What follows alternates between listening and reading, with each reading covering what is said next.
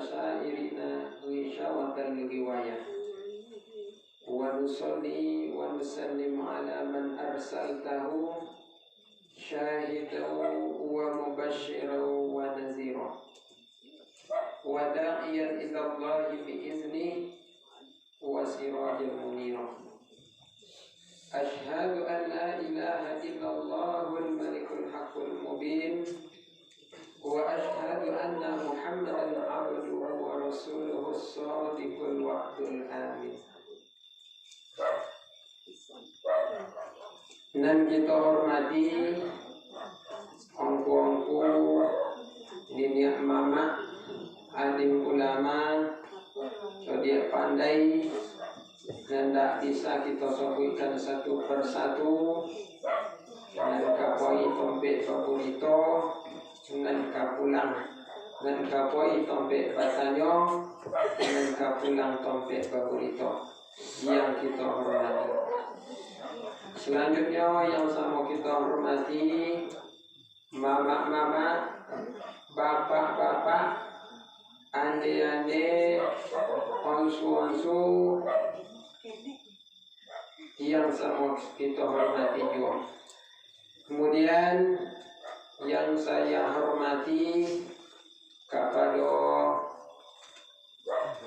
pemuda dan pemudi, remaja dan remaji, adik-adik, kakak-kakak, umumnya lah kita dan hadir ataupun tidak hadir, tak kita hormati.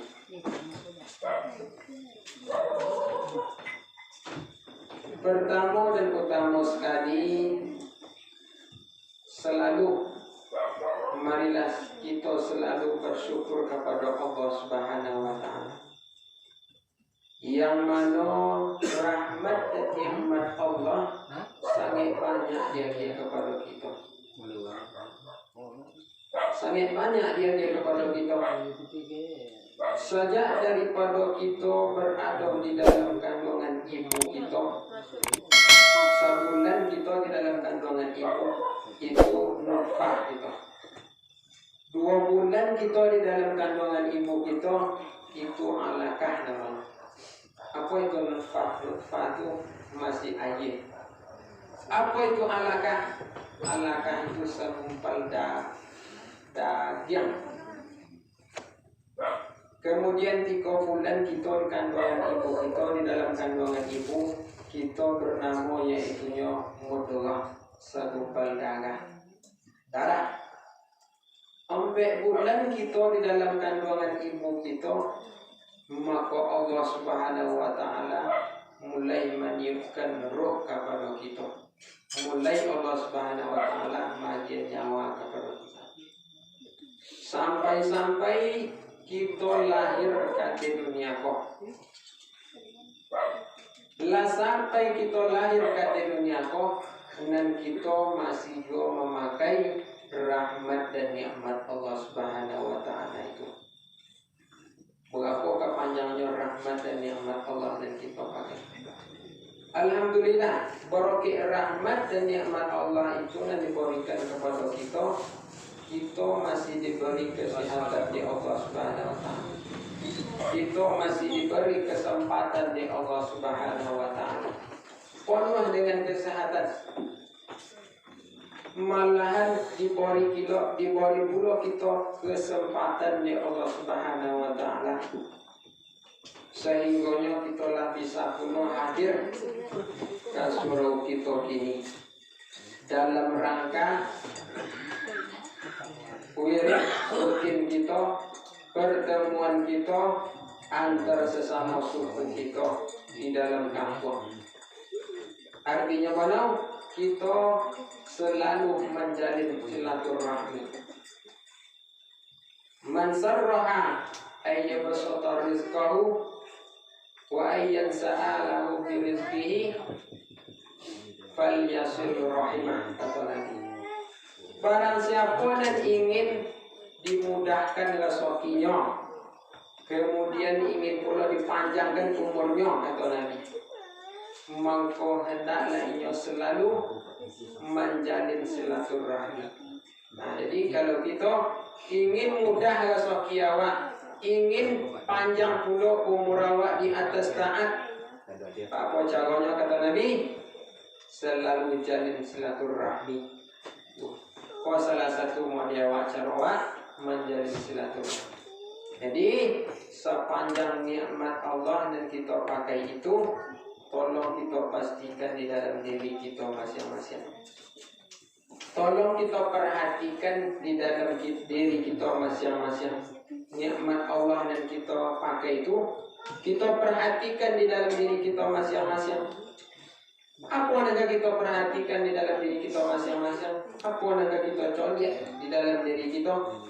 Lain dan tak bukan, yaitu sifat ma'ani dan dia di Allah Subhanahu wa taala ke dalam diri kita.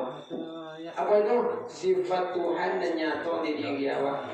Bahwa sifat Tuhan dan nyata di dalam diri kita. Ada 7 sifat Tuhan dan nyata di dalam diri kita. Mana yang 7? Yang pertama sekali sifat Tuhan dan nyata di dalam diri awak apa? Yaitu hayat. Apa arti hayat? Arti hayat yaitu hidup. Siapa yang memberi hidup? Allah. Kemudian hayat itu diterjemahkan di Allah Subhanahu wa taala, dinyatakan hayat awak itu di Allah Subhanahu wa taala ke dalam jantung awak. Sehingga deklah dinyatakan di Allah Subhanahu wa taala sifat hayat itu ke dalam jantung awak, menggoda hidup awak seperti saat sekarang ini. Yang pertama sifat Allah menyatu di diri awak, dan selalu kita perhatikan, kita lihat. Dan kedua boleh sifat Tuhan menyatu di diri awak. Dan kedua yaitu ilmu. Apa arti ilmu?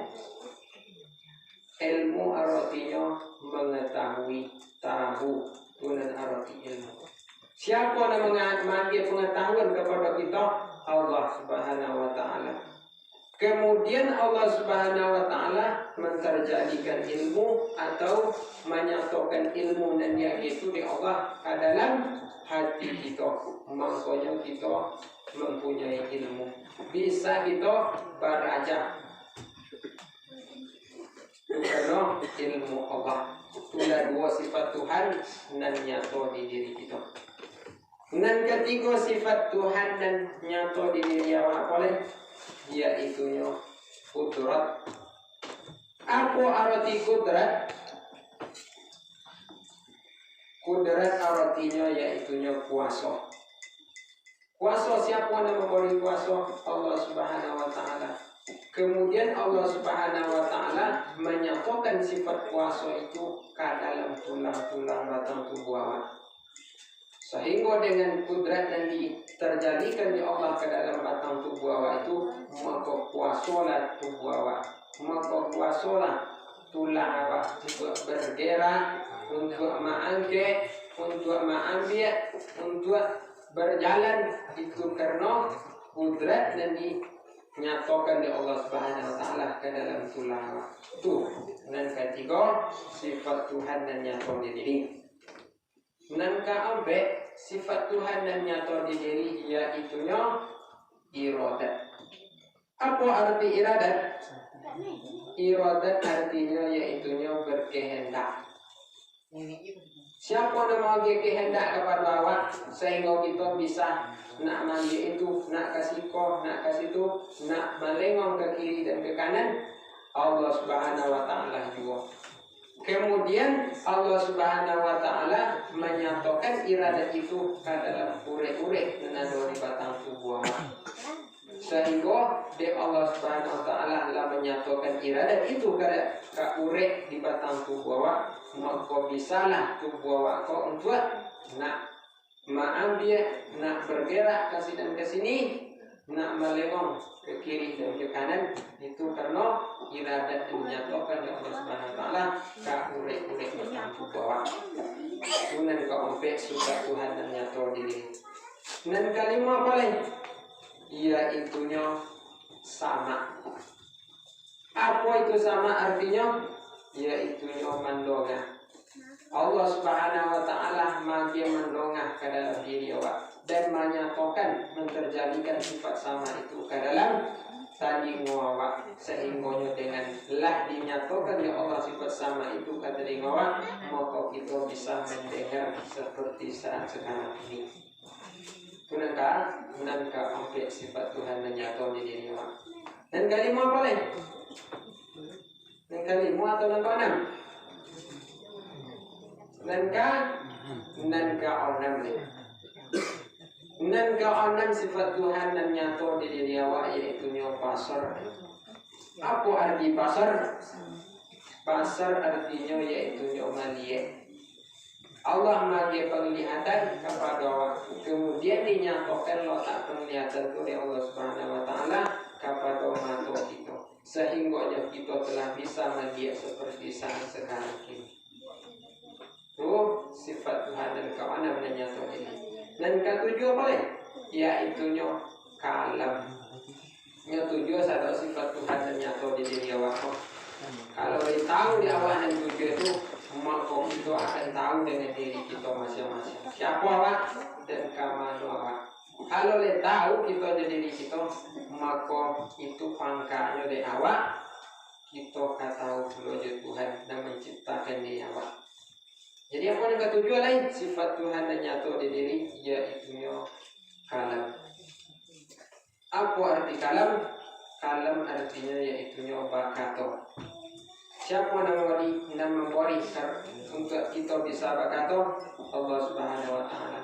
Kemudian Allah Subhanahu wa taala menyatakan sifat kalam itu di lidah kita, sehingga denganlah diterjadikan di Allah Subhanahu wa taala sifat kalam dari dakwah itu, maka kita bisa mengecek seperti saat sekarang ini. Itu sifat Tuhan dan tujuan dan nyata di diri. Dan kan kita perhatikan selalu. Perhatikan mencari itu maksudnya dipikirkan selalu. Kalau pikirkan itu selalu berarti lain tahu awak jadi diri awak. Kalau lain tahu kita jadi itu pangkanya kita akan tahu dengan orang yang menciptakan diri kita. Kok lain tahu kita juga menciptakan diri awak? Itu tandanya kalau wakilek lata kolam bulan dari sangkot tiga. Kalau dia makan rasa dan timbul dalam tubuh awak. Siapa ini? Itu panjangnya nikmat dan diakhiri Allah Subhanahu wa taala. Itu kalau di dalam sembahyang kita hilangkan segala sifat yang itu caranya kita matikan diri awak. Lah hilang satu sifat nada tu dan tujuan tu tak ada waktunya oleh kembali sarana kepada Allah. Seolah-olah awak tak ada dan punya oleh. Itu cara mematikan diri sebelum kita mati. Kalau lagi biasakan mematikan diri sejak ini, maka ketika akan mati nanti tak akan payah kalau kita. Tapi apa? Karena kita lah biasa. Nikmat dan diakhiri Allah Subhanahu wa taala. Kemudian selawat berangkaian salam juga kita memohon kepada Allah Subhanahu wa taala. Mudah-mudahan Allah Subhanahu wa taala menyampaikan kepada Nabi yang rahmatul lil alamin. Nabi dan rahmat bagi sekalian alam. Ketika Nabi Muhammad lahir, maka berselawatlah seluruh alam. Tumbuh-tumbuhan berselawat kepada Nabi Muhammad waktu itu. Seluruh binatang-binatang berselawat kepada Nabi Muhammad. Berhala-berhala dan disembah di orang Majusi waktu Nabi Muhammad lahir, maka padam, maka hancur segala berhala-berhala itu.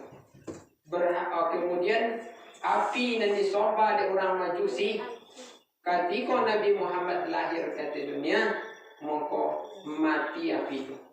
Padahal sebelumnya api dan ratusan tahun tidak pernah mati dan disembah di orang Majusi.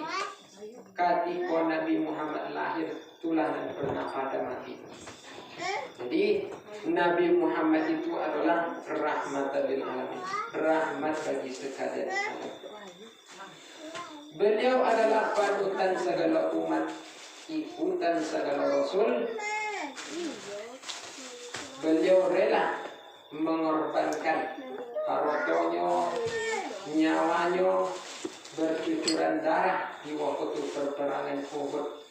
Bahkan sampai tanggau gigi ompeknya Nabi waktu di peperangan Uhud, dan dilupai wajahnya Nabi di peperangan Uhud, dan masuk Nabi di waktu peperangan Uhud itu ke dalam lubang.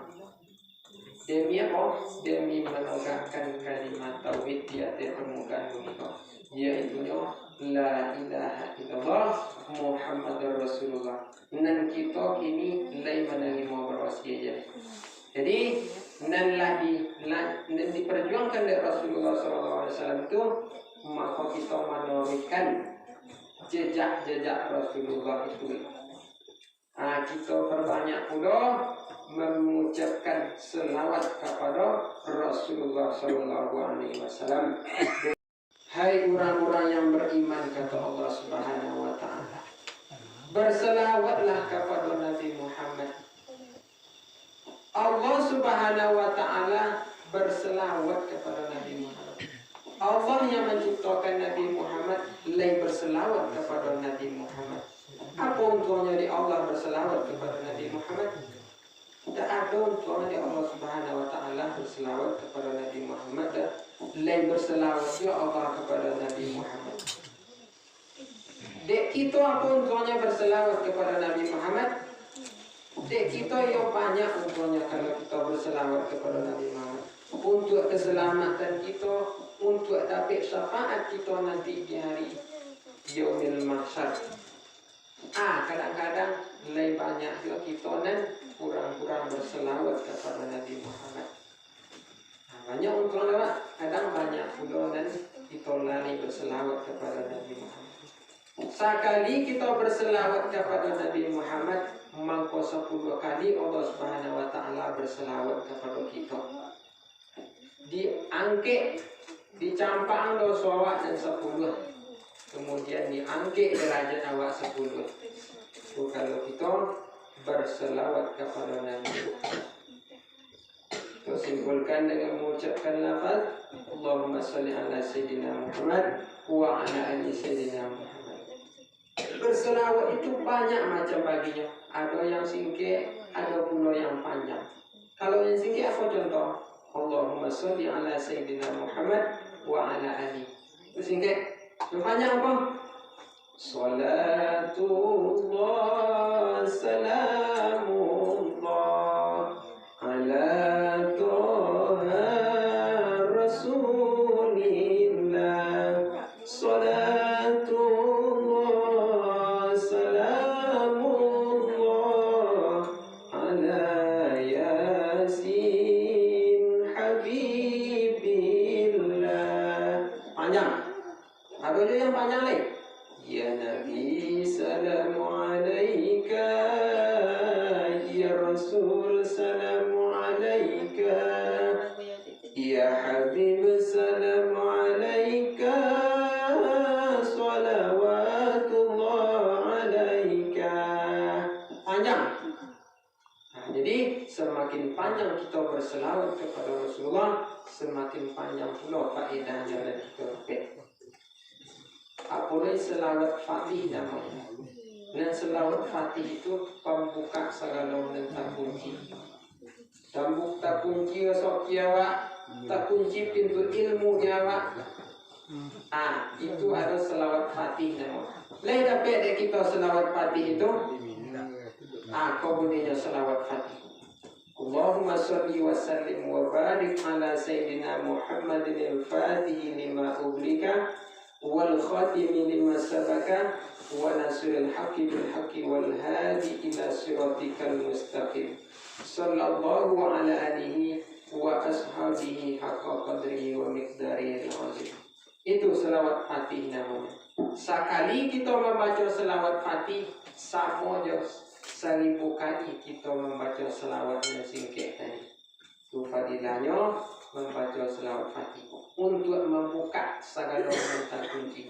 Tak kunci pintu hati awak, tak kunci pintu ilmu di awak, tak kunci kunci pintu masuk kiamat, maka seringlah kita membaca selawat Fatihah. Baiklah kaum muslimin dan kaum muslimat, jamaah suku Beliang yang dirahmati oleh Allah Subhanahu wa taala. Sebelum kita mengaji sapatah dua patah, ambo terlebih dahulu menaklukkan kepala yang satu, menyusun jalinan sebelah, mengunjamkan lutut dan mulut. Mana tahu beko, kok gawi dak tiba dengan gatel, tembak dan tiba dia name. Kok tidak dipiain dak betulang. Yo dia kira maaf ambo. Dia ande-ande yo mama-mama dan risiko. Bari kita deh mama-mama dan risiko. Sungguh semantang pun baik itu. Tapi antara keimanan kita kok berbeda-beda. Adonan mantap imannya menongol pengajian, modelnya lain model ikan sehat. Contoh ikan yang ada di dalam tobek. Sebelum kita akan makan ikan yang ada di dalam tobek itu, inyolah berkeliaran keluar permukaan air itu, menanti makanan. Itu modelnya ikan yang sehat. Dia serius mendengar pengajian. Kemudian ada juga model ikan yang lagak leno. Ada muncul lain tangangoh, tapi nak makan damu. Disambutnya makanan keluar. Itu model ikan yang leno. Kalau model itu kita pergi mengaji, pergi mendengar pengajian, apa yang kita dapat nanti. Barode ugang di paninggahan, gami de ugang malalok. Menangau kaji pantang hingga menemperangi takatubuan. Jadi mudah-mudahan kita seluruh nilai hadir adalah seperti ikan-ikan sehat menangau pengajian. Jadi apa kaji yang kita baca? Yaitunya ada 7 golongan umat, 7 golongan umat manusia yang akan mendapat naungan nanti di hari padang mahsyar. Boleh tahu kita apa itu naungan? Naungan itu sampai betul nanti di padang mahsyar. Yang mana padang mahsyar? Mahsyar apa artinya? Mahsyar yaitunya tombek berkumpul seluruh umat. Mulai sejak daripada mula pertama Nabi Adam sampai manusia yang terakhir layu ke dunia. Berkumpul sadori di padang mahsyar itu nanti. Yang mana di padang mahsyar itu angeknya matahari 1 mil. Di dalam kitab diterangkan 1 mil itu kalau di matahari sampai 1 mil di atas dunia kau, maka dunia kau akan hangus dimulai dengan 1 mil jarak 1 mil. Tetapi kalau di padang mahsyar itu jarak matahari 1 mil. Itu makanya di orang tua-tua mengecekkan jarak matahari di padang mahsyar itu sajong kau daripada kepada awak. Itu dek angeknya padang mahsyar. Bagi siapa nak merasakan angin yang seperti itu, yaitunya bagi orang-orang yang tidak beriman, yang lalai sewaktu di hati dunia. Tetapi kalau bagi orang yang beriman, hanya merasakan biasa saja. Yang mana di padang mahsyar itu, bilangan sehari di padang mahsyar sama dia 1000 tahun di hati dunia. Miqdaruhu alfasanati mimma ta'udun. Kadar bilangan di padang mahsyar dengan bilangan dunia. Contoh di padang mahsyar di dunia 1000 tahun, 1000 tahun di atas dunia, maka di padang mahsyar itu sehari dulu. Sehari terasa. Sehari kita di padang mahsyar 1000 tahun terasa. Dek siapa? Bagi orang-orang yang tidak beriman waktu itu. 1000 tahun terasa kita. Jadi apa caranya lagi? Dek kita lah menanggung mode itu azab padang mahsyar, dahsyatnya, hangatnya di padang mahsyar. Kamano kita mengadu lagi. Tak ada tempat mengadu. Tidak, dan kita di padang mahsyar itu tidak pakai kain. Satu helai pun kita tidak ada pakai kain. Tidak pula pakai alas kaki. Tak ada pakai terompa awak di padang mahsyar itu. Tetapi nan kita memikirkan diri kita masing-masing. Tak ada kita menculik kepadanya angin. Memikirkan kawan kita, anak, suami, tetapi diri kita lah. Dan kita pikirkan masing-masing. Karena apa? Karena dek dahsyatnya azab di padang mahsyar itu. Jadi di waktu di padang mahsyar itu berkumpul seluruh umat, baik orang kafir, orang Islam, orang musyrik, orang munafik, berkumpul saja di situ. Telah berkumpul saja di padang mahsyar itu, maka tiba seruan daripada Allah Subhanahu wa taala waktu itu. Apa seruan Allah Subhanahu wa taala waktu di padang mahsyar itu? Wamtazul yawma ayyuhal mujrimun, kata Allah. Hai orang-orang yang berdosa, kata Allah waktu itu. Kini berpisahlah kalian dengan orang-orang yang beriman. Jadi orang yang berdosa harus berpisah. Tak kamu sepoi orang yang berdosa juga orang beriman waktu itu. Itu seruan Allah. Jadi orang berdosanya berpisah seorang ini. Orang beriman berpisah kembali, orang berdosa berpisah. Setelah itu kamanu kapailai angitnya padang mahsyar itu indah tolong. Yang pertama sekali berjalanlah umat manusia. Umat Nabi Muhammad yang pertama sekali berjalan kepada Nabi Adam waktu itu berjalan. Minta tolong kepada Nabi Adam. Ya Nabi Adam, bapak segala umat. Kini wahai Nabi Adam, tolonglah engkau akan kami. Sesungguhnya tak tolong kami azab pada mahsyar itu. Tak tolong kami angitnya pada mahsyar itu. Dek sakit angitnya pada mahsyar itu, yang mana puluh-puluh manusia waktu itu sama dengan banyaknya air yang ada di danau. Sehingga orang yang banyak puluhnya waktu itu, orang yang banyak dosa sewaktu hidupnya, maka berenanglah ia dengan puluhnya sendiri waktu di padang mahsyar itu. Memintalah umat Nabi Muhammad waktu itu kepada Nabi Adam. Ditemui Nabi Adam, wahai Nabi Adam, beri pertolongan dari engkau akan kami, wahai Nabi Adam. Beri syafaat dari engkau akan kami. Tak sanggup kami lada akan azabnya pada masa itu. Dijawablah dari Nabi Adam waktu itu, wahai umat anak cucu aku, sesungguhnya aku adalah orang yang berdosa kepada Allah Subhanahu wa taala, kata Nabi Adam waktu itu. Jadi aku tidak bisa untuk memberi pertolongan kepada kalian, wahai anak-anakku, dan kata Nabi Adam. Apa cara lain? Apa kesalahan yang dibuat oleh Nabi Adam sehingga tak bisa Nabi Adam memberi syafaat kepada anak-anak cucunya? Kesalahan yang diperbuat oleh Nabi Adam satu, yaitunya memakan buah yang dilarang di Allah Subhanahu wa taala, memakan buah khuldi. Sewaktu Nabi Adam berada di dalam surga, saya tahu kita surga. Apa yang dikatakan dengan surga? Surga yaitu kullu ainun ra'at wa uzunun sami'at wa la khatara ala qalbi bashar. Yok mata dan tidak bisa mencolok mata, dan tidak pula mendongak telinga, dan tidak pula kita khawatirkan dalam hati kita. Mode-mode sedikit surga itu mata tidak bisa kita khawatirkan di dalam hati kita. Kita bayangkan. Itu kasar dan dikatakan surga.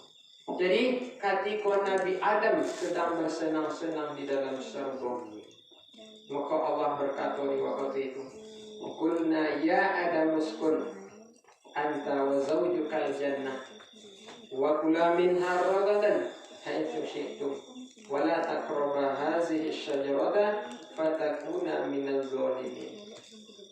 Artinya, Kami berkata, kata Allah Subhanahu wa taala, hai Adam, diamlah engkau di dalam surga engkau.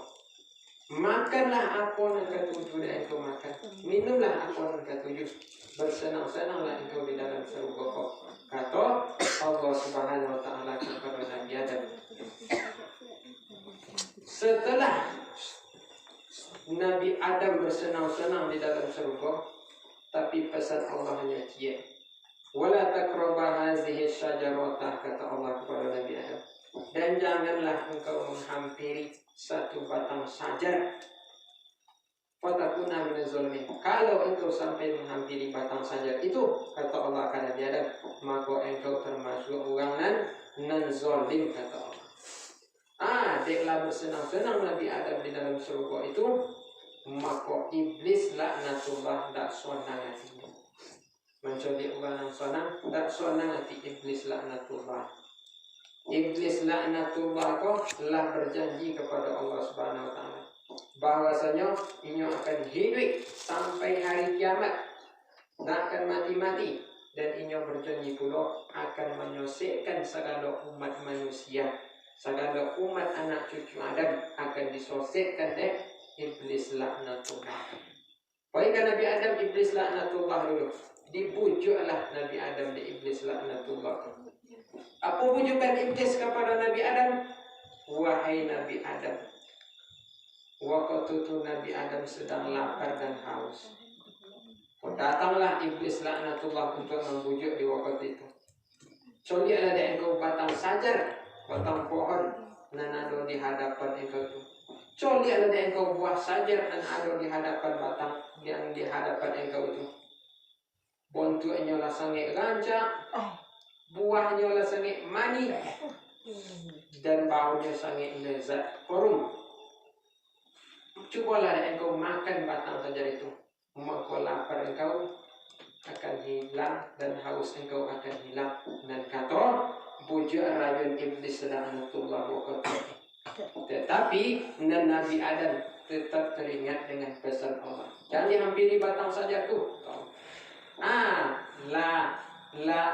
Jadi Nabi Adam tak tergoda di iblis laknatullah tu.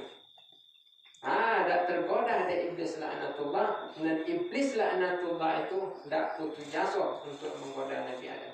Tak tergoda kini, tidak malah kata Nabi, kata iblis laknatullah. Tapi colilah di hari esok. Di hari yang lain datang pula lah balik iblis laknatullah untuk menggoda, untuk merayu Nabi Adam. Rayuan yang keduanya yaitu iblis laknatullah berkata kepada Nabi Adam, wahai Adam, kata iblis laknatullah, engkau mengapa dek malaikat nan boleh memakan buah sajar itunya? Dan kata iblis laknatullah, kenapa Allah melarang engkau memakan buah sajar itu? Kata iblis laknatullah, karena Allah ingin malaikat itu kekal selama-lamanya di dalam surga, kata Allah. Itu makanya engkau tak boleh memakan buah sajar itu loh.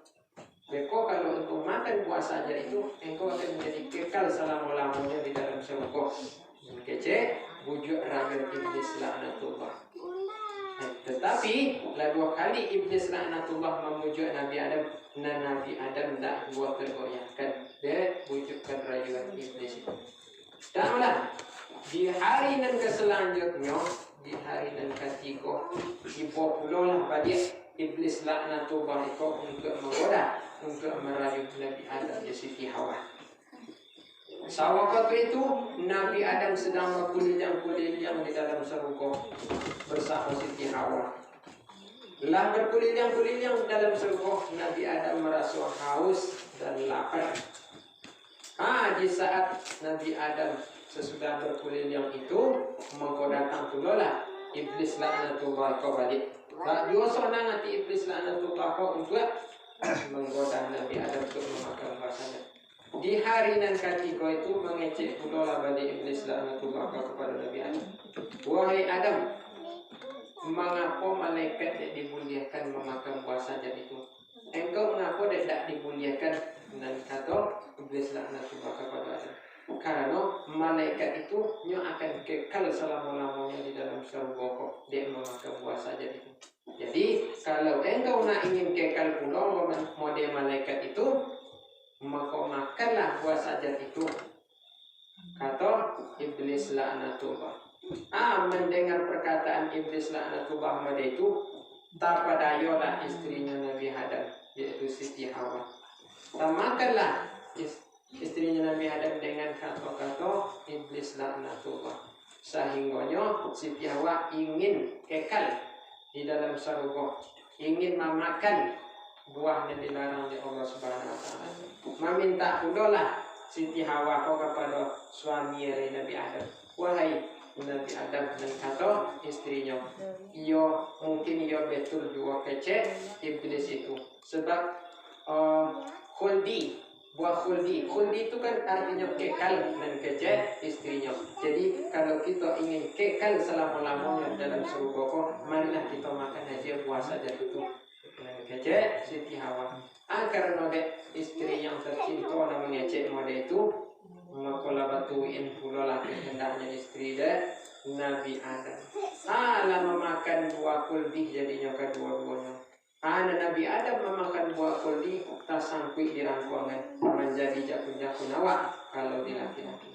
Kalau di perusito ke bawah menjadi kotoran awak setiap bulan. Tunan buah khuldi.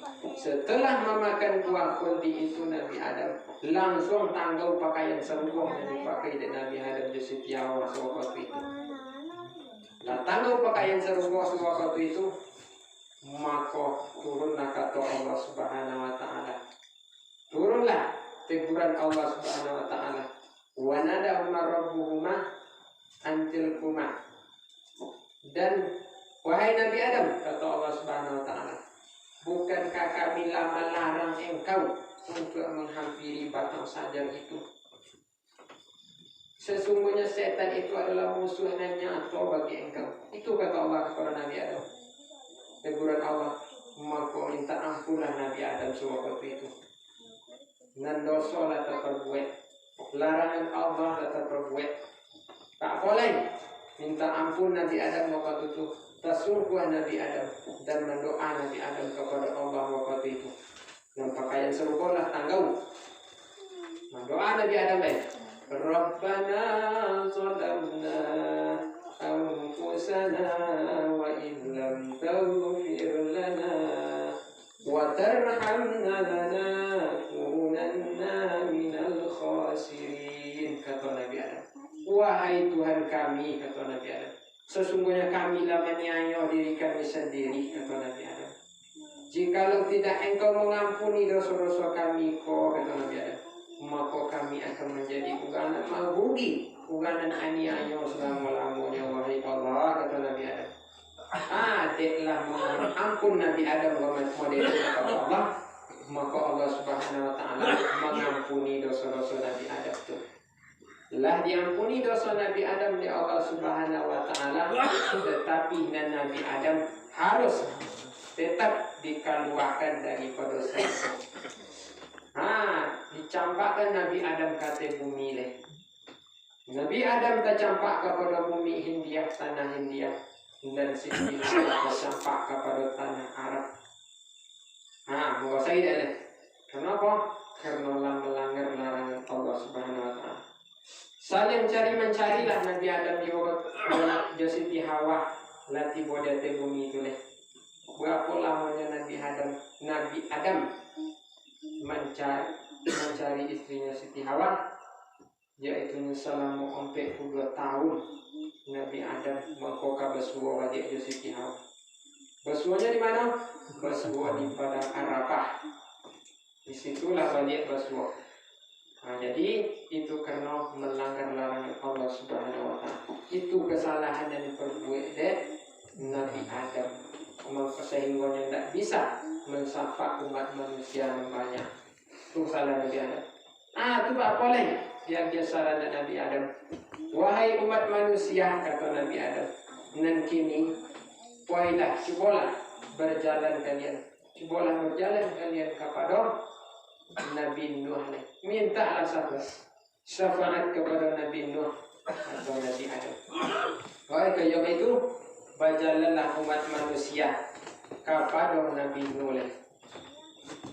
Wahai Nabi Nuh, kata seluruh umat manusia, tolonglah engkau akan kami, beri syafaat dari engkau akan kami. Tidak tolong dari kami azab pada masa korban, tidak tolong dari kami anginnya pada masa korban.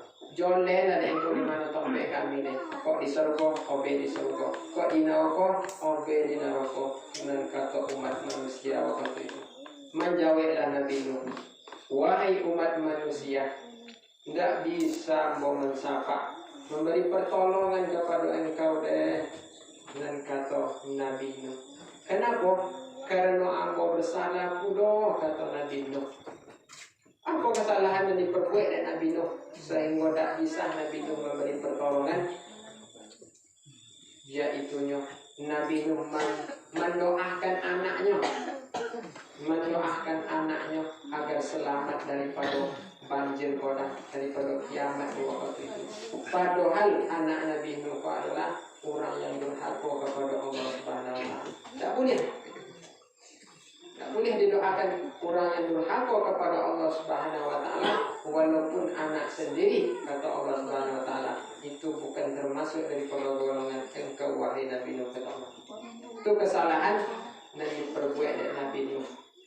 Yang mana kalau kita baca hikayat Nabi Nuh setiap hari pagi dan petang mengajak berdakwah, mengajak umatnya, kaumnya untuk menyembah Allah. Nabi Nuh hidup di tengah-tengah masyarakat yang menyembah berhala. Masyarakat itu membuat berhala kemudian disembah pula seorang. Itu yang diajak oleh Nabi Nuh pagi dan petang, siang dan malam untuk menyembah Allah. Selama 500 tahun Nabi Nuh mengajak kaumnya menyembah Allah. Hanya seketik dari Nuh untuk menyembah Allah.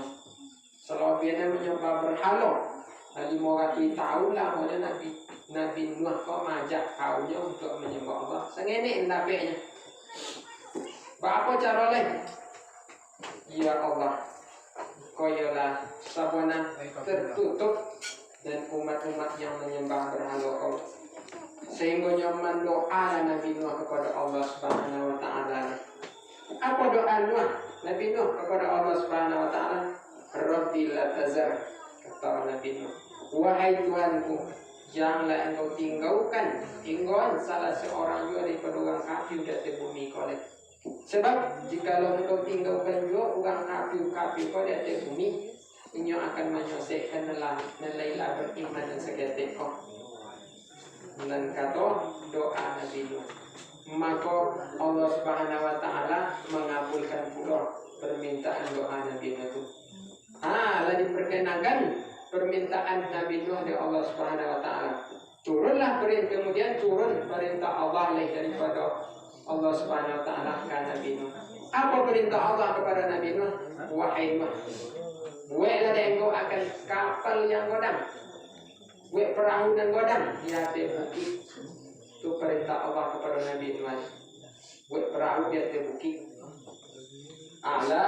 Kemudian dilaksanakanlah perintah membuat perahu di atas bukit itu deh Nabi Nuh. Dibuatlah perahu di atas bukit. Sudah dibuat perahu di atas bukit, kemudian diejeklah, dicemelah di orang-orang kafir menyembah berhala banyak tadi Nabi Nuh. Wahai Nabi Nuh, dan kata orang kafir, mengapa engkau membuat perahu di atas bukit? Kamano ka di jalan perahu engkau di atas bukit kau? Dan kecil orang kafir yang banyak. Apa kau engkau sudah gila? Dan kata orang kafir dan banyak. Dan Nabi Nuh tetap bersabar dalam ejekan orang-orang kafir itu. Sudah dibuat perahu dari Nabi Nuh di atas bukit itu, kemudian orang-orang kafir kok dikotori perahu dan dibuat dari Nabi Nuh itu. Di antaranya kotoran ke situ dek kaum-kaum yang menyembah berhala yang banyak itu. Jantungnya buang air ketek, buang air kadang. Kasih itu dia adanya sado di orang-orang kafir namanya berhala tu. Kasih perahu ni dibuat Nabi Nuh tu. Apa cara lain? Pada suatu waktu, suatu ketika, lebih sakit pawi orang-orang kafir nanti buang air kepada kopa Nabi Nuh tu. Sakit pawi sadon. Lain nak buang air juga kat situ sakit pawi dibuat. Meminta ubeklah kepada Nabi Musa. Kalau kopa tu, kopa yang dibuat oleh Nabi Nuh. Meminta ubeklah segala umat-umat, segala orang-orang kafir nanlah mengotori perahu tu. Apa ubek wahai Nabi Nuh? Dan kata orang kafir namanya tu. Kini ubeknya engkau berwasiatkan kotorannya engkau kotori perahu tu. Dan kata Nabi Nuh. Jadi lah berbondong-bondong pula lah umat orang kafir dan banyak tu yang mengotori perahu Nabi Nuh tu untuk memberosian perahu yang dikotori tu. Kalau sudah diberosian baru engang sakit pawi tu. Lah berosian, inyo yang mengotori dan inyo pula yang memberosiakan perahu yang dibuat Nabi Nuh tu. Setelah itu datang pula lah perintah daripada Allah Subhanahu Wa Taala kepada Nabi Nuh. Apa itu perintah Allah? Wahai Nabi Nuh, kumpul segala orang-orang yang beriman, orang-orang yang lain ikut kepada engkau. Kemudian masukkan ke dalam kopa, lah engkau buat ikut. Karena taklah mulai hari akan kiamat akan tiba dengan kiamat Nabi Nuh. Dikumpulkanlah orang-orang yang lain Allah dengan Nabi Nuh. Orang-orang lain Allah mengikut menyembah kepada Allah. Kumpul sadar, masuk sadar ke dalam kopa Nabi Nuh. Karena lagi ke kiamat kodang leh, kiamat Nabi Nuh. Dan seluruh binatang-binatang yang ada bawa sekali masukkan ke dalam kopa Nabi Nuh. Sehingga lah masuk sadar umat manusia yang beriman, yang percaya dengan Allah, iman kepada Nabi Nuh. Masuk ke dalam kopa sehingga binatang-binatang ternak masuk. Kemudian di waktu itu nak masuk pulau binatang yang berbisa. Pulau kalau si pasan nak masuk pulau ke dalam kopa Nabi Nuh waktu itu. Maka disetop dan Nabi Nuh dulu. Wahai binatang yang berbisa, mengapa engkau ingin masuk pulau ke dalam kopa itu? Teko kalau engkau masuk ke dalam kopa itu, maka engkau akan menggigit nanti pada umat-umat aku yang beriman kata Nabi Nuh. Dan menjauhlah waktu itu binatang yang berbisa di waktu itu. Pulau kalau si pasan menjauhlah waktu itu. Wahai Nabi Nuh, kami tidak akan menggigit umat engkau yang beriman dan ada di dalam kopa engkau selagi umat engkau itu berselawat kepada engkau wahai Nabi Nuh. Jadi masuklah sadar binatang yang berbisa udah apa bagai masuk ke dalam kopa Nabi Nuh karena dia takut hari kiamat kodang. Jadi bukan lain membaca selawat kepada Nabi Nuh tak akan digigit binatang dan berbisa. Apa selawat kepada Nabi Nuh? Salamun ala Nuhin fil alam. Jadi berguna dah kita itu. Kalau kita ingin memasuki rimba ke dalam hutan, maka berselawat pula kita membaca selawat kepada Nabi. InsyaAllah kita tidak akan digigit deh binatang yang berbisa. Apa selawatnya? Salamun ala Nuhin fil alamin. So baca itu dulu. InsyaAllah kita tidak akan digigit deh binatang yang berbisa. Itu sejarahnya. Setelah lah masuk sadonya ke dalam kopa Nabi Nuh, tak boleh hujan yang sangat lobek lah tiba. Angin yang sangat kencang lah tiba, badai yang sangat kencang lah tiba, sehingga nyodekkan lobek hujan di waktu itu sampailah tiba tsunami yang sangat bodoh. Dan seluruh orang-orang kafir di waktu itu lebih panik. Lebih panik orang-orang kafir boleh lari kata bukit. Jauh bukit-bukit itu dihalau di tsunami yang sangat bodoh. Di bukit-bukit dihalau di tsunami yang sangat bodoh. Kemudian tinggallah anak Nabi Adam anak Nabi Nuh yang bernama Kan'an. Kan'an itu tidak mau mengikut kepada Nabi Adam. Tak mau mengikut. untuk menyembah Allah. Diajak juga oleh Nabi Adam, wahai anakku, kamagilah, masuklah ke dalam kopah. Tak ada yang keselamat daripada azab Allah. Dan kata Nabi Nuh kepada anaknya, mendoa Nabi Nuh, ya Allah selamatkanlah anakku daripada kiamat ikut. Dan kata Nabi Nuh, langsung ditegur oleh Allah Subhanahu Wa Taala sekali. Wahai Nabi Nuh, sesungguhnya keadaan itu bukan lagi anakmu. Orang yang tidak mau mengikuti perintah Allah, maka itu bukan lagi anakmu.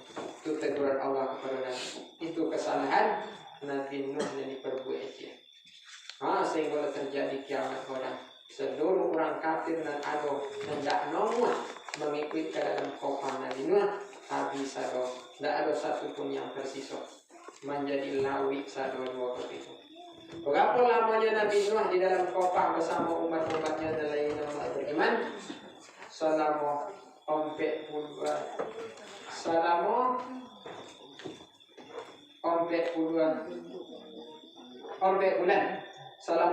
bulan Nabi Nuh di dalam kopah itu. Kemudian 4 bulan Nabi Nuh di dalam kopah itu, ayu semakin surut, dan Nabi Nuh dan negeri itu menjadi kepada negeri yang model biasa. Seluruh orang kafir telah habis deh kiamat waktu itu. Itu sejarahnya Nabi Nuh. Itu satu kesalahan yang diperbuat dari Nabi Nuh. Hanya mendoakan anaknya agar selamat, sedangkan anaknya itu adalah kafir. Itu teguran Allah kepada Nabi Nuh. Itu makanya Nabi Nuh tidak bisa memberi syafaat kepada kita umat manusia. Apa cara lain? Disuruh pula dari Nabi Nuh, wahai umat manusia, coba pula minta kepada Nabi Musa. Dan kata Nabi Nuh, itu berjalan pula segala umat manusia di waktu itu kepada Nabi Musa.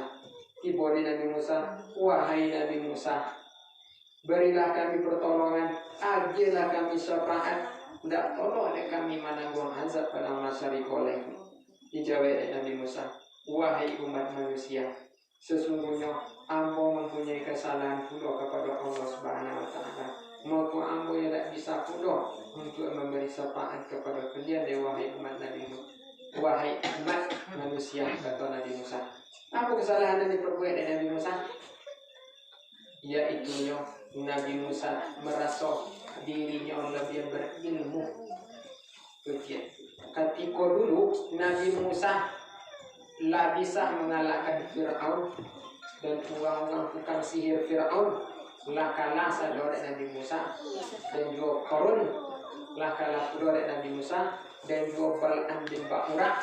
Siapa itu Bal'am bin Ba'ura? Orang yang ulama dan sangat mustajab doanya di waktu Nabi Musa. Ada seorang yang bernama Bal'am bin Ba'ura di waktu Nabi Musa. Bal'am bin Ba'ura itu adalah ulama yang sangat mustajab doanya. Sehingga mereka mustajab doanya itu segala orang umat manusia Bani Israel waktu itu meminta doa kepada Bal'am bin Ba'ura itu. Kenapa? Karena doanya langsung kabul. Tetapi ada pula orang yang ingin mensogok Bal'am bin Ba'ura waktu itu. Apa yang disogok oleh Bal'am bin Ba'ura itu? Supaya jangan sampai syariat Nabi Musa kepada Bani Israel, jangan sampai ajaran Nabi Musa sampai kepada Bani Israel. Kita minta doa langsung kepada Bal'am bin Ba'ura. Bal'am bin Ba'ura kok doa yang mustajab, kok kondak buat dia tinta balaku. Tetapi karena itu adalah doa yang zahid, yang buat jangan sampai ajaran Nabi Musa kepada Bani Israel. Itu minta didoakan dia seseorang Bal'am bin Ba'ura. Dan Bal'am bin Ba'ura ia mau pulang mendoakan umatnya. Jangan sampai syariat ajaran Nabi Musa tiba datang kepada Bani Israel. Maka didoakanlah dari Bal'am bin Ba'ura. Karena doanya doa yang buruk, maka Allah memperlihatkan azabnya di situ sekali. Apa azabnya dia Allah Subhanahu Wa Taala kepada Bal'am bin Ba'ura? Yaitu membadilah doa buruk dengan kali agian karena dan didoakan Nabi Musa Bapak dia kepada dirinya sendiri sehingga terjulu di double ambil baurat sampai kadado. Nah tuh jangan kita sekali-sekali mendoakan kepada nubuat berbuat niat buat kepada seseorang. Kenapa? Karena akan berbalik kepada diri sendiri. Nah, latigo dan dikalahkan dek Nabi Musa. Fir'aun lah kalah, Qarun lah kalah, Bal'an bin Ba'urat pun lah kalah. Jadi bertanya-tanyalah umat Bani Israel di waktu itu. Ada kok orang yang lebih berilmu lain, yang lebih tinggi ilmunya lain atau umat Bani Israel waktu itu. Di dalam hati dia Nabi Musa berkata, ampun lebih tinggi ilmu kata Nabi Musa. Cuma itu tercengang dalam hati tapi tidak diucapkan dengan lidah. Amma kau Allah, ibu teguran daripada Allah Subhanahu Wa Taala kepada Nabi Musa sekali. Wahai Musa, bukan engkau yang lebih tinggi ilmunya, tetapi masih ada lagi hamba aku yang lebih tinggi ilmunya daripada engkau wahai Nabi Musa, kata Allah Subhanahu Wa Taala. Langsung minta ampun Nabi Musa di waktu itu. Adam bertanya Nabi Musa kepada Allah Subhanahu Wa Taala, wahai Allah, siapa itu hamba engkau yang lebih tinggi ilmunya itu wahai Allah? Dijawab Allah Subhanahu Wa Taala itu, cobalah cari deh engkau hamba aku itu di topi-topi lawi. Kemudian lalu dapat perintah mode itu Nabi Musa untuk mencari orang yang lebih tinggi ilmunya, dicari deh Nabi Musa ke topi lawi. Kemudian lah bertemu deh Nabi Musa orang yang lebih tinggi ilmunya itu. Nabi Musa nak berguru kepada orang yang lebih tinggi itu. Bertemu dulu wahai seseorang kata Nabi Musa, yang mana seseorang itu adalah Nabi Khidir. Nabi Musa ingin berguru, ingin minta pelajaran kepada Nabi Khidir. Dijawab Nabi Khidir, wahai Nabi Musa, sesungguhnya engkau tak sanggup deh bersama aku, tak sanggup untuk meminta pelajaran kepada aku deh. Dan kata Nabi Khidir kepada Nabi Musa, apa cara lain? Leka sabar engkau bersama aku. Dan kata Nabi Musa, dan kata Nabi Khidir kepada Nabi Musa, dijawab Nabi Musa, insya Allah aku akan sabar dan selalu bersabar untuk bersama engkau. Kata Nabi Musa, kok yoga itu marilah kita berjalan-jalan. Dibawalah Nabi Musa dan Nabi Khidir berjalan di topi lawi. Lah berjalan di topi lawi, kemudian bersuah perahu seorang nelayan. Bersuah dan Nabi Khidir perahu seorang nelayan, kemudian diangkat papannya dan Nabi Khidir. Dibocorkan perahu dan Nabi Khidir. Tercongonglah Nabi Musa, wahai Nabi Khidir, kenapa engkau membocorkan perahu itu? Sedangkan perahu itu adalah mata pencarian nelayan. Dijawab Nabi Khidir, wahai Nabi Musa, sekali-kali tidak akan sanggup engkau, tidak akan sabar engkau bersama boleh. Dan kata Nabi Khidir, tapi lah mau katakan tadi, tidak akan sanggup, tidak akan sabar engkau deh. Dan kini bertanya juga Nabi Musa. Sekali lagi bertanya Nabi Musa, maka kita berpisah leh, kata Nabi Khidir. Jadi kata Nabi Musa, aku akan bersabar leh, kata Nabi Musa. Aku juga itu berjalan dari di topi lawi. Lalu berjalan bersuah dua orang anak ketek yang sedang bermain-main di tepi lawi. Bersuah dua anak ketek yang bermain di tepi lawi, kemudian diputar kepalanya oleh Nabi Khidir.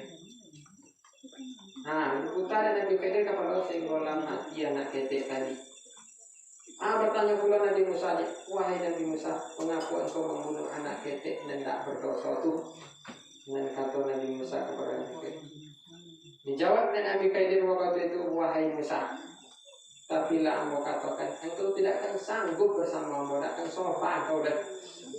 Sekali dah engkau tak sofa bersama engkau, masih bertanya engkau. Dan kata Nabi Khidir kepada Musa, maka kita akan berpisah nih.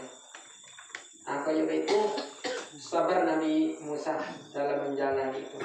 Perjalanan Nabi Khidir tadi, sehingga nampak dari Nabi Khidir rumah dan la condong dan lampir obah. Kemudian meminta ayulah Nabi Khidir karena lahawi perjalanan meminta ayu Nabi Khidir ke rumah dan orang punya rumah dan la condong tu. Diminta ayu, tetapi lah sudah diminta ayu, tak diagir orang punya rumah tu dah. Tak diagir orang punya rumah tu dah. Kemudian Nabi Khidir manogaan mempergelok rumah dan la condong tu. Dek mode itu sifat Nabi Khidir. Awak tak diagir ayu, tapi nang rumah bertogaan kata Nabi Musa. Itu pertanyaan Nabi Musa kepada Nabi Khidir. Nabi jawab pula Nabi Khidir, takkan sanggup engkau bersama aku, kata Nabi Khidir. Lah 3 kali engkau selalu bertanya. Dan kata Nabi Khidir kepada Nabi Musa, dan kini kita berpisah. Sebelum kita berpisah, maka Nabi Khidir menyebutkan hakikat satu persatu dan dilakukan oleh Nabi Khidir tadi. Yang pertama sekali Nabi Khidir bertemu dengan perahu di tepi laut. Kemudian Nabi Khidir membocorkan perahu itu. Perahu milik nelayan atau pencarian nelayan. Bertanya Nabi Musa, mengapa engkau membocorkan perahu itu? Karena perahu itu akan dirampas oleh seorang raja yang aniaya. Raja yang zalim akan merampas perahu itu. Tapi kalau leba bocorkan, tak jadi yang diedem. Sebab perahu itu mata pencarian nelayan. Itu hakikatnya Nabi Khidir membocorkan perahu itu. Kemudian yang dirampas ada raja yang zalim. Yang pertama. Dan kedua, mengapa engkau membunuh anak ketek dan di topi laut tadi? Jawab Nabi Khidir, karena anak ketek itu bisa kalaulah menjadi kodam, ia akan menjadi durhaka kepada kedua orang tuanya. Maka sejak ketek ini dibunuhlah dan Nabi Khidir. Itu hakikatnya. Dan ketiga Nabi Khidir menogakkan rumah nela condong.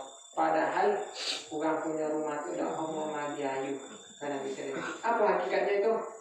Karena dijawab Nabi Khidir, karena di dalam rumah itu ada 2 orang anak yatim dan dikasuh dan dipelihara oleh orang punya rumah itu.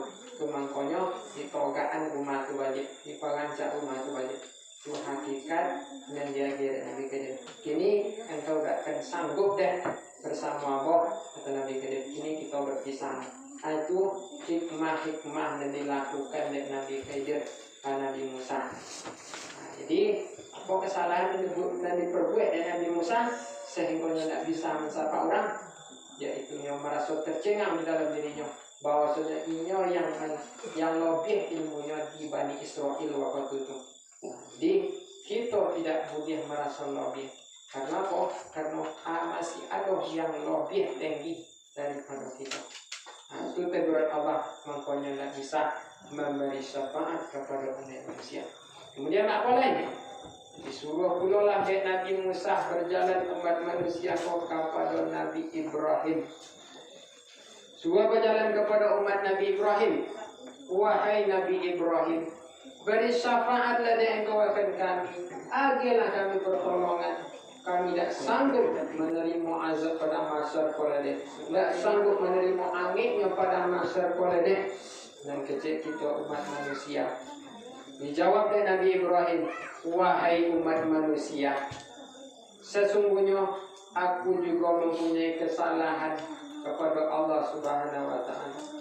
Apa kesalahan yang dilakukan oleh Nabi Ibrahim sehingga tidak bisa memberi syafaat kepada kita umat manusia? Yaitunya berbohong Nabi Ibrahim di waktu ketika menghancurkan berhala-berhala yang banyak. Nabi Ibrahim waktu itu ditanya oleh Raja Namrud. Setelah Raja Namrud pulang daripada oleh berburu ke dalam rimba padang, ditinggalkan rumah berhala-berhala itu ditinggalkan sadar. Maka di waktu itulah Nabi Ibrahim menghancurkan segala berhala-berhala Raja Namrud. Dihancurkan segala berhala yang disembah oleh Raja Namrud dan pengikutnya. Dibawa kapak oleh Nabi Ibrahim. Dihancurkan satu. Kemudian ditinggon cik nang godang dek Nabi Ibrahim. Tak dihancurkan cik nang godang. Kemudian lah sudah hancur berhala-berhala yang banyak, tinggal cik nang godang dek. Kemudian disangkutin kapak di leher nang godang tu dek Raja Namrus. Supaya apa? Supaya kalau bertanya ke Raja Namrus, siapa yang menghancurkan berhala yang banyak itu? Dijawab dek Nabi Ibrahim waktu itu. Bal fa'alana kabiruhum hadza. Dan menghancurkan berhala yang banyak itu, kata Nabi Ibrahim, adalah yang besar itu. Nah, yang besar berhala yang besar itu yang diarahkan oleh Nabi Ibrahim. Itu kesalahan yang dilakukan oleh Nabi Ibrahim ciknya, sehingga tidak bisa memberi syafaat kepada umat manusia. Nah, jadi apa lagi? Disuruhlah dari Nabi Ibrahim untuk meminta syafaat kepada Nabi Isa. Baiklah berjalan kepada Nabi Isa. Wahai Nabi Isa, berilah kami persyafaat kamu. Agilah kami pertolongan. Jelaskanlah, jolelah sampai kami deh, baik di surga ataupun di neraka. Tak sanggup kami deh menerima azab pada masa kau, menerima anginnya pada masa. Dijawab oleh Nabi Isa waktu itu. Wahai umat manusia, aku tidak pula bisa memberi syafaat kepada kalian. Kenapa? Karena aku mempunyai kesalahan pula dan kata Nabi Isa. Apa kesalahan perbuatan Nabi Isa? Yaitunya Nabi Isa dikatakan di umat Nasrani waktu itu. Nabi Isa itu adalah anak Tuhan. Itu kesalahan Nabi Isa. Nabi Isa anak Tuhan dikatakan di umat Nasrani. Nah, jadi Nabi Isa lah yang disembah deh umat Nasrani di waktu itu. Itu kesalahan yang diperbuat deh Nabi Isa. Makanya tidak bisa memberi syafaat kepada umat manusia. Jadi apa lagi? Nabi Isa menyuruh pula kepada datang kepada Nabi yang terakhir, yaitunya kepada Nabi kita, Nabi Muhammad Sallallahu Alaihi Wasallam. Lagi di Nabi Muhammad, yaitunya Nabi yang sentiang yang kemamilai, orang yang kemalupa, lambang yang kemanyawa. Ditolongnya oleh Nabi Muhammad. Seluruh umat Nabi Muhammad ditolong oleh Nabi Muhammad. Walaupun banyak ponong kesalahan yang kita perbuat di atas dunia kok, banyak dosa yang kita perbuat di atas dunia kok, tapi kalau kita umat Nabi Muhammad tetap akan mendapat syafaat daripada Nabi Muhammad. Oh, waktu bertimbang dosa dan pahala nanti kita coba ternyata murid kepada dosa. Apa cara lain? Di situlah syafaat Nabi Muhammad dihadir. Di bawahnya timbangan itu dari Nabi Muhammad, ditambah pakai sorban dari Nabi Muhammad. Pokoknya Nabi Muhammad harus memborehkan timbangan umatnya kepada kebaikan sarukoh. Dengan Nabi Muhammad memberi syafaat kepada umat. Sebab apa? Sebab Nabi Muhammad itu tak akan rela selagi masih ada umatnya dalam neraka, tak akan rela Nabi Muhammad. La ardo minkum mati benar, kata Nabi Muhammad. Sekali-kali tidak akan rela aku deh, kata Nabi Muhammad, kalau selagi masih ada umat aku di dalam neraka, kata Nabi Muhammad. Akan dijawab oleh Nabi Muhammad. Nah, jadi kalau kita umat Nabi Muhammad, apa buktinya kalau kita umat Nabi Muhammad? Yaitu nyopanya kita berselawat kepada Nabi Muhammad. Nah, itulah perjalanan kita nanti di padang mahsyar. Yang mana orang yang dapat nawangan nanti, yang dapat tompek batu buah nanti di padang mahsyar itu ada 7. Yang pertama sekali kita kancang aja karena kita lah banyak bercerita hari tadi. Yang pertama sekali orang yang mendapat nawangan di padang mahsyar, yang mendapat tompek batu buah nanti di padang mahsyar. Di anginnya pada masa itu pertama sekali imamun adil, imam yang adil yang pertama sekali, pemimpin yang adil yang pertama sekali. Nah, itu yang pertama. Pertanyaannya kita uraikan lain. Dan kedua yaitunya wasyabun nasa'atillah, yaitunya pemuda atau anak muda yang taat kepada Allah Subhanahu wa Ta'ala. Yang taat kepada Allah anak muda tuh di zaman kini mungkin agak jarang. Agak sorry anak-anak muda yang taat kepada Allah Subhanahu wa Ta'ala. Ugang-ugang dalam umur 10 tahun saja yang banyak taat kepada Allah. Bukan muda-muda agak jarang. Jadi kalau kita ingin mendapat naungan nanti di padang mahsyar, untuk berkorban nanti di padang mahsyar, tuh bukan anak muda yang taat kepada Allah Subhanahu wa Ta'ala. Itu yang kedua. Yang ketiga siapa lagi? Rajulun qalbuhu mu'allaqun fil masajid.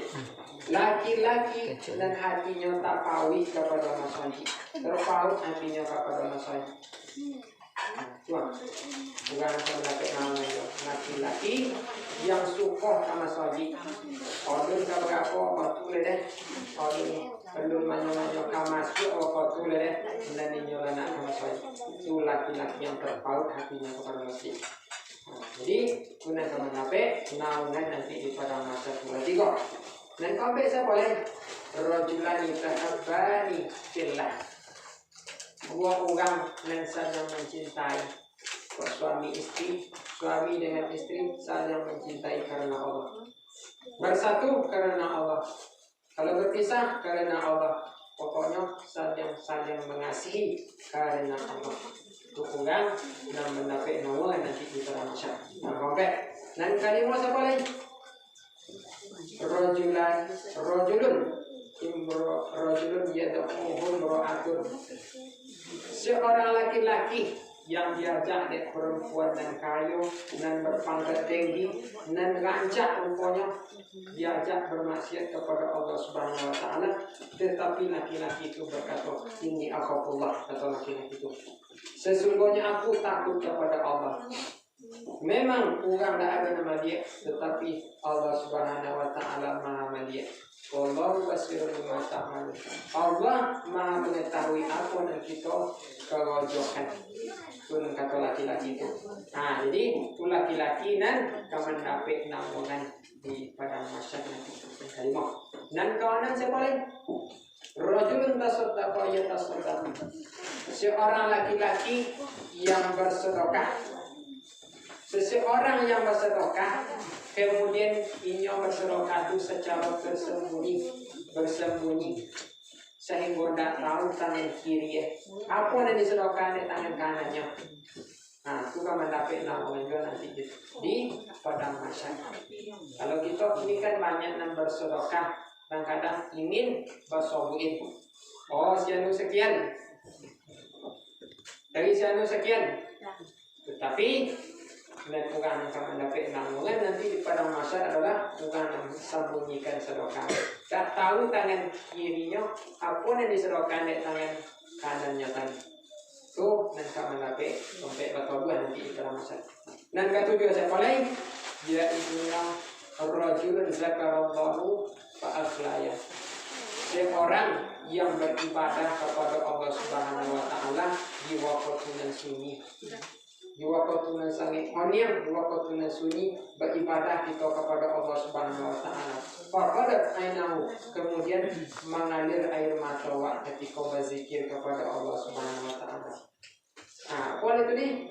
Itu karena kaman dapat naungan nanti di padang mahsyar. Sampai Nabi mengatakan, "Man zakarallahu faqadat ainahu hatta yusibal arba min dumu'i."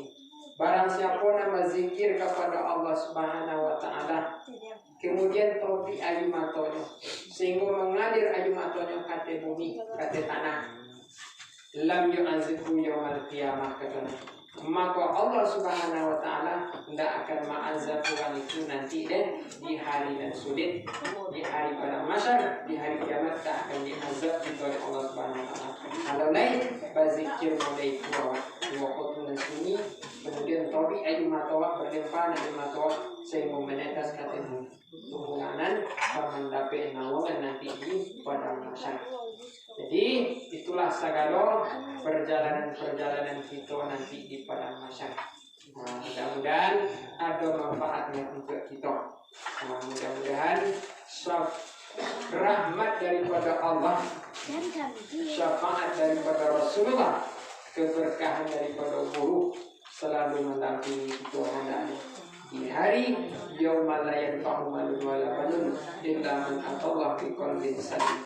Pada suatu hari tak bermanfaat dari harta, tak perlu anak kecuali yang bermanfaat illa man atallaha biqalbin salim, kecuali orang yang datang kepada Allah Subhanahu wa taala dengan hati yang selamat. Nah, itulah hati yang selamat. Jadi itulah sebenarnya bisa kita sampaikan. Terlebih dan terkurang mohon maaf. Billahi taufiq wal hidayah. Wassalamualaikum warahmatullahi wabarakatuh. Waalaikumsalam warahmatullahi wabarakatuh.